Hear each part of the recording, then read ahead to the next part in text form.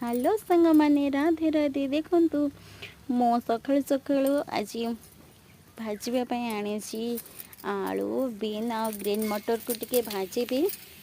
तो प्रथमे मु तेल पकईदेली कढ़ई टे जीरा पकईदेली। जीरा पकई सारी रखी काटिकी लंका कंचा लंका लंका और पिज तो ताको गोल्डन ब्राउन कलर हवापाई हवा पर्यंत भाजीबा।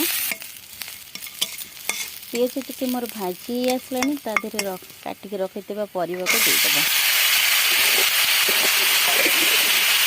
आज मैं गोटे स्पेशल डिश बनैबी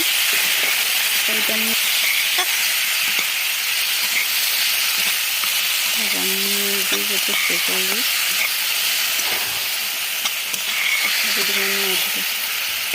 भाजी देवा भल से भाजी सारे टिके पानी मरीगला तो ये आम देदेबा हलदी गुंड आ लुण देदेबा। तो देदेली हलदी आ लुण ताको भल से भाजी नवा।